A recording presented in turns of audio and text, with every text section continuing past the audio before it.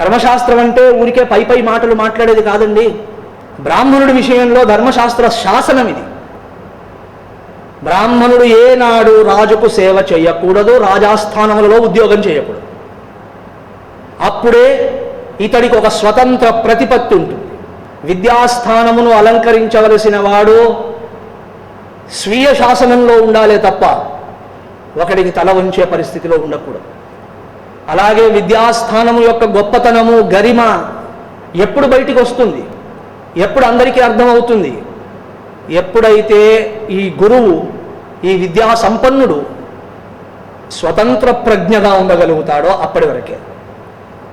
ఏనాడు విద్యాస్థానము ప్రభుత్వానికి తలొంచుతుందో ఆ తరువాత స్వతంత్ర ప్రజ్ఞను కోల్పోతుంది. ఏది ఏమైనా సరే ధర్మశాస్త్రం అంటోంది, బ్రాహ్మణుడైనటువంటి వాడు విద్యకు ఈశ్వరుడికి తప్ప మరొకడికి తల వంచకూడదు. ఇది నిజమైన బ్రాహ్మణ్యం. ఈశ్వరుడికి తలంచుతాను, ఈశ్వరుడి స్వరూపమైన విద్యకు తలంచుతాను, అంతే. ఇంకొకడికి తలంచే పరిస్థితి లేదు. ఈ భారతదేశం యొక్క బ్రాహ్మణ్యం అంత గొప్పది. అందుకే భూమి మీద నడిచే దేవతలు వీళ్ళు అన్నారు. అలా అనడానికి వాళ్ళ జన్మ కాదు కారణం, వాళ్ళ ఆచరణ కారణం, వారి వ్యక్తిత్వములు కారణం. అటువంటి దివ్యమైనటువంటి చరిత్ర, అటువంటి దివ్యమైన స్థితి భారతదేశానికి సొంతం. ఇప్పుడు వెంటనే మనలో చాలామందికి వచ్చే ప్రశ్న, బాగానే ఉందండి మీరు ఇలాగే చెప్తారు, మరి అలాంటి వాడి భోజనం, వాడి జీవిక, వాడి జీవనం ఎట్లా కొనసాగాలి? దానికి కూడా శాస్త్రం ఆన్సర్స్ ఇచ్చింది. అలాంటి విద్యా సంపన్నుడైనటువంటి బ్రాహ్మణుడి యొక్క బాధ్యతను సమాజం తీసుకోవాలి. అతడికి కష్టాలు కలగకూడదు, రేపటి పరిస్థితి ఏమిటి అని ఆలోచించే పరిస్థితి రాకూడదు. ఆ బాధ్యతను సమాజంలోని ధనవంతులు నిర్ణయించుకొని వారి భుజముల మీద భరించాలి. ధనవంతుల యొక్క బాధ్యత అది. క్షత్రియులు అలాగే ధనాఢ్యులైనటువంటి వైశ్యులు ఈ పని చేయాల్సి ఉంటుంది. ఇటువంటి మహాత్ములను, విద్యా సంపన్నులను ఎవ్వరికీ తల వంచకుండా విద్యా ప్రబోధమును చేస్తూ ఉన్న విషయాన్ని ఉన్నట్లు భయము లేక చెప్పగలిగినటువంటి వారి యొక్క బాధ్యతను, వారి కనీస సౌకర్యముల విషయంలో కొంత ఏర్పాటును చేసే దిశలో వీరు దాన్ని బాధ్యత, ఈశ్వరుడి సేవ అనుకొని చేయాలి. ధర్మశాస్త్రం క్షత్రియులకు, ధనాఢ్యులైనటువంటి వైశ్యులకు ఈ పనిని అప్పచెప్పింది. మీరు సంపాదించిన దాంట్లో కొంత శాతం పక్కన పెట్టేయాలి. అది ధార్మికమైన కార్యక్రమానికి అన్నట్లుగా దాన్ని పక్కన పెట్టేయాల్సి ఉంటుంది. అలా పెట్టినటువంటి దాన్ని మీ సమాజంలో మీ చుట్టూ ఉన్నటువంటి వారిని జాగ్రత్తగా చూసి వారికి దీన్ని సమర్పించాల్సి ఉంటుంది. వారి కనీస అవసరముల దృష్ట్యా వారికి ఏ సమస్య తలెత్తకూడదు. అలా గనక చేస్తే సమాజహితమైనటువంటి కార్యములను అటువంటి బ్రాహ్మణులు చేస్తారు. అలా సమాజములోని ధనవంతులు కొద్దిగా శ్రద్ధ వహిస్తే, వారి ధనములోని కొంత శాతమును వెచ్చిస్తే, మొత్తం ఉన్నదంతా ఎవడు ఇవ్వమనట్లే, కొంత పర్సెంటేజ్, ఇటువంటి వారి జీవికకి ఎలాంటి లోటు ఉండదు. ఇది మొదటి కండిషన్. అలాగే ధర్మశాస్త్రం రెండవ కండిషన్ కూడా చెప్పింది. ఇలాంటి మేధావులు, ఇలాంటి విద్యా సంపన్నులు ఒకవేళ సమాజము గనక వారి విషయంలో తగిన సౌకర్యాదులను ఇవ్వకపోతే, ఏదైనా కనీస అవసరములను తీర్చుకునేందుకు గాను, కొంత సౌకర్యమును ఏర్పాటు చేసుకునేందుకు గాను, వారి ప్రవృత్తిని అనుసరించి విద్యాది ప్రబోధము నిరాటంకముగా చేసేందుకు గాను ఏదైనా ఒక వ్యాపారము చేయవచ్చు. వారు ఏ వ్యాపారము యందు ఎక్కువ శ్రమ లేకుండానే చేయగలరో ఆ వ్యాపారం వీళ్ళు చేయవచ్చు. అంతేగాని ఉద్యోగం చేయకూడదు. బ్రాహ్మణుడికి ఉద్యోగం చేసే అర్హతే లేదు. అందులోనూ రాజాస్థానముల యందు ఉద్యోగము పొందరాదు. ఇండిపెండెంట్గా ఏదైనా చిన్న బిజినెస్ చేసుకోవచ్చు. ఎలాంటి బిజినెస్? ఏ బిజినెస్ చేయడం వల్ల నా ప్రవృత్తికి ఇబ్బంది కలగదో, అధ్యయనము, అధ్యాపనము నిరాటంకంగా కొనసాగుతాయో అంత మాత్రం. ఇక చూస్తే ధర్మశాస్త్రం ఒక మాట అన్నది, మీరు గనక ఇవేవీ చేయననుకుంటే అత్యంత ఉత్తమం, చాలా గొప్పదైన పని ఇంకోటి ఉన్నది, భిక్షాటనము చేయాలి. మనం అనుకుంటాం భిక్షాటనం అంటే చాలా అధమమైన పని కదండి. భిక్షాటనం అందరికీ కాదు వృత్తి. కేవలం పరమ విద్య యందు సంలగ్నమైనటువంటి వారికే. ఎందుకంటే వారు 24 గంటల సేపు ఈ చింతనములోనే గడపవలసి వస్తుంది కాబట్టి, వారికి వేరొక సమయము దొరకదు కాబట్టి వారికి ధర్మశాస్త్రం ఈ ప్రణాళికను చేసింది. వారు భిక్షాటన చేసి జీవించాలి. భిక్షాటనం చేసి అలాంటి వాడు మన ఇంటి ముందుకు వచ్చి భిక్షాందేహి అన్నప్పుడు పాచిపోయిన అన్నం వెతికి పెట్టకూడదు. శుభ్రముగా వండబడినటువంటి పదార్థమును తయారు చేసుకుని ఎదురు చూస్తూ ఉండాలి. ఎవరైనా మహాత్ముడు వస్తాడా, అతడికి అన్నమును సమర్పించి ఆ తర్వాత మనం భోజనం చేయాలి. అలాంటి గృహస్థులు ఉండేవారు ఒకప్పుడు. ఒక అతిథి వచ్చి భోజనం చేయనిదే యజమాని భోజనం చేయకుండా కూర్చునేవాడు. అతిథి పూజనం, అతిథి అంటేనే అర్థం అది, తిథి లేకుండా వచ్చేవాడు. భిక్షాందేహి అని నిలబడితే అతడికి అన్నాదులను సమర్పించి ఆయన పాదములను ప్రక్షాళన చేసి ఆ నీళ్లను నెత్తిన వేసుకున్నాక భోజనం చేసేవారు. అభ్యాగత స్వయం విష్ణోహ అనేవారు. అంటే ఇలా మన ఇంటి ముందు మహాత్ముడు నిలబడితే మహాత్ముడు ఒక వ్యక్తి కాదు, సాక్షాత్ విష్ణువే అని భావన చేసి పాద ప్రక్షాళనాదులు చేసి భోజనం పెట్టేవారు, దక్షిణ ఇచ్చేవారు. ఇది భారతీయ సంప్రదాయం. సో అత్యంత ప్రశస్తమైనది ఏమిటంటే భిక్షాటనం. కారణం ఏంటంటే భిక్షాన్నము అత్యంత శుద్ధమైన భోజనం. భిక్షాన్నము చేత పాపం అంటదు. మిగతా ఏ అన్నమైనా అంతో ఇంతో పాపం ఉంది దాంట్లో. ఆ పాప ప్రక్షాళనార్థం పంచమహాయజ్ఞములు చెప్పబడ్డాయి.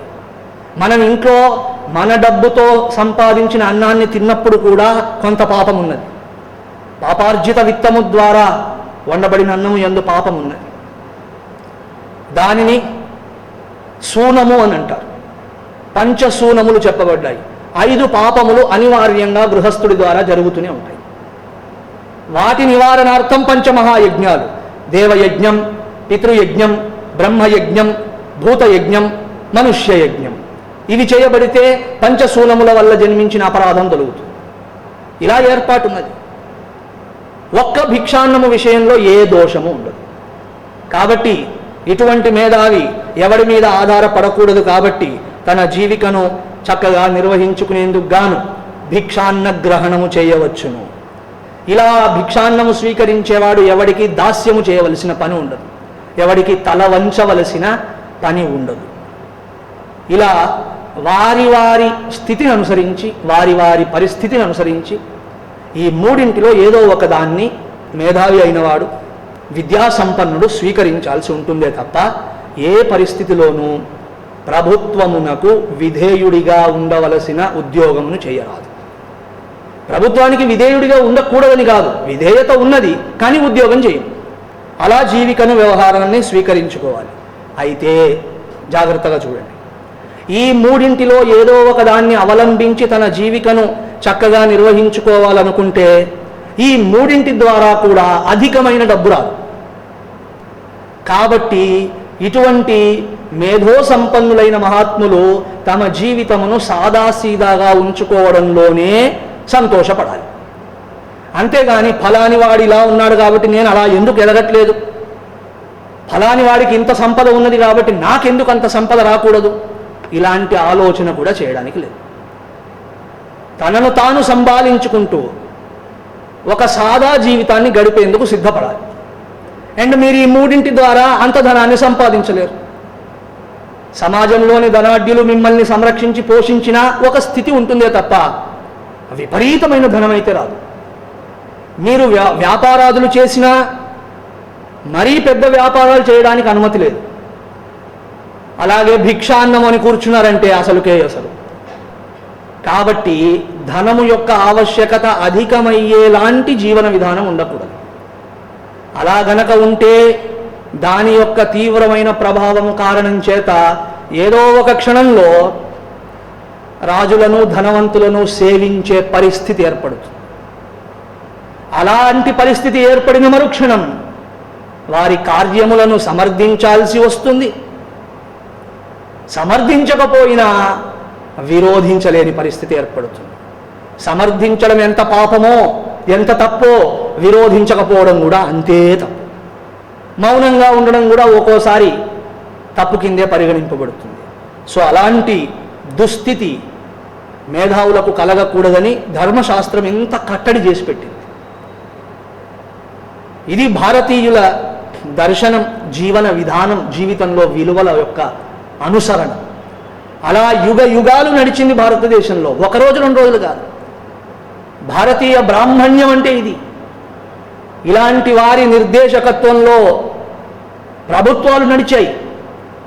అలాంటి వారి నియంత్రణలో నడిచినటువంటి ప్రభుత్వాలు ప్రజలకు ఎంత హితమును చేశాయో చరిత్రను మీరు చదవని తెలుస్తుంది. భారతదేశము బ్రాహ్మణ్యము ఇంత గొప్పది. అలాంటి వారికి శిరస్సు వంచి ఎవరైనా నమస్కరించాలి, దేవతలైనా నమస్కరించాలి. అలాగే సమాజ హితమునకు కావలసిన విద్యా ప్రబోధము చేస్తాను. ఈ బ్రాహ్మణులు ఎప్పుడూ విద్యకు డబ్బు తీసుకోలేదు, గుర్తుపెట్టుకోండి. యోగ్యుడైన విద్యార్థి వస్తే వాడికి భోజనం పెట్టారు, వస్త్రాలు ఇచ్చారు. దిస్ ఈజ్ కాల్డ్ గురుకుల వ్యవస్థ. అందుకే భగవంతుని వాళ్ళు ప్రార్థించారు, లోమశాం పశుభిః సహ స్వాహ ఆమాయంతు బ్రహ్మచారిణ స్వాహ విమాయంతు బ్రహ్మచారిణ స్వాహ ప్రమాయంతు బ్రహ్మచారిణ స్వాహ.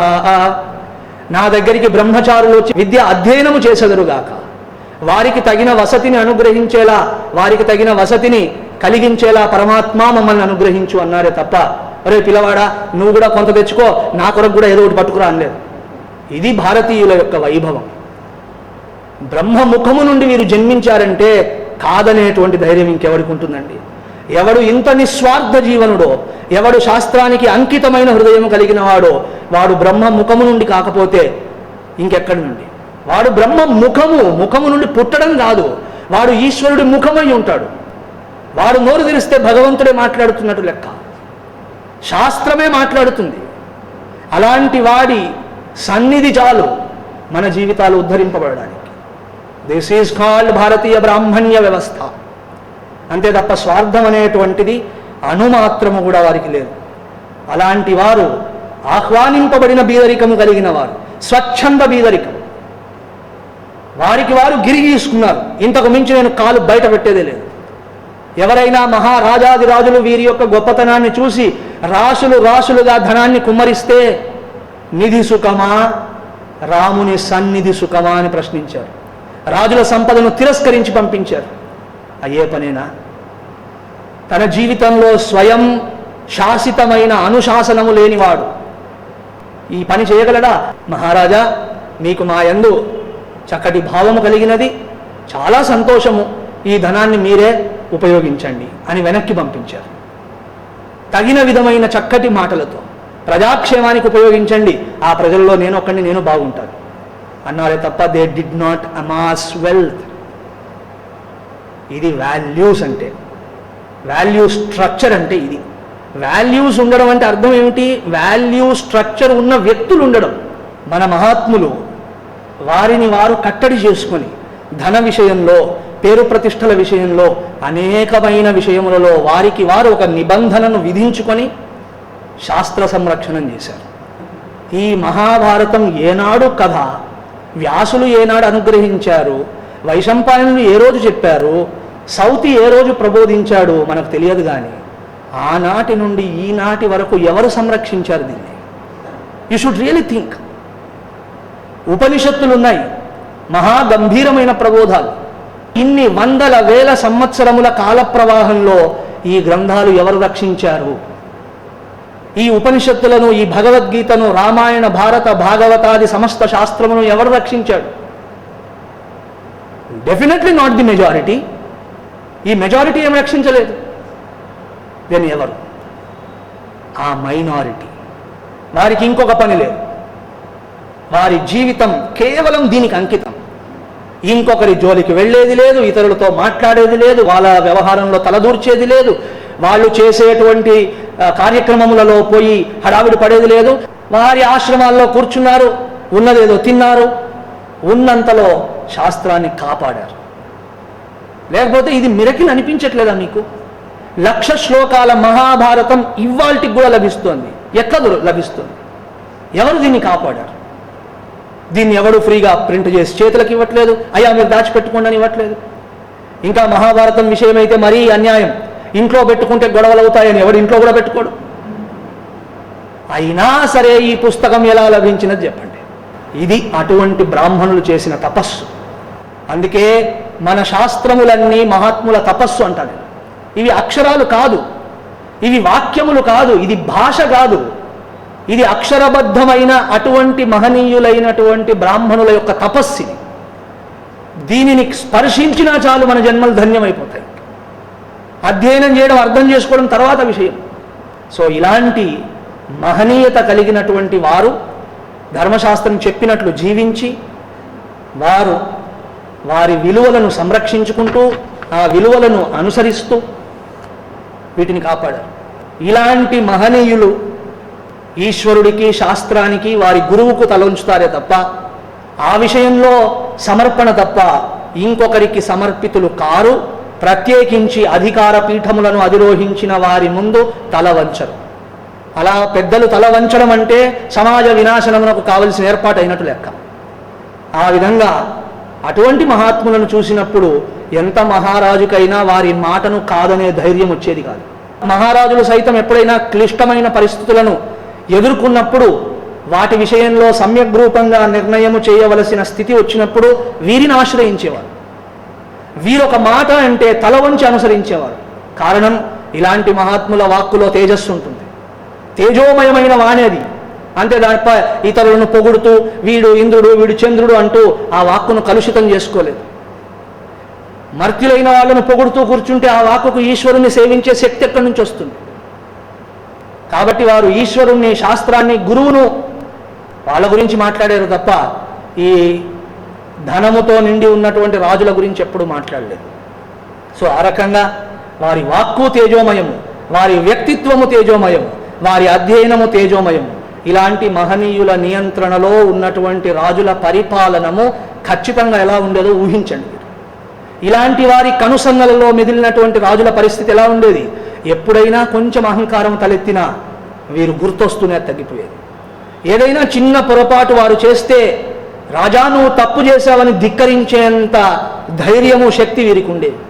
వీరు అలాంటి ధిక్కార వచనములు పలుకుతూనే రాజువారు తనను తాను సంభాళించుకొని వ్యవహారం చేసేవారు. భారతదేశం అంటే ఇది, భారతీయ వ్యవస్థ అంటే ఇది. ఇక్కడ జ్ఞానులు పరిపాలించారు, రాజులు కాదు. జ్ఞానుల నిర్దేశములో శక్తి నడిచినది.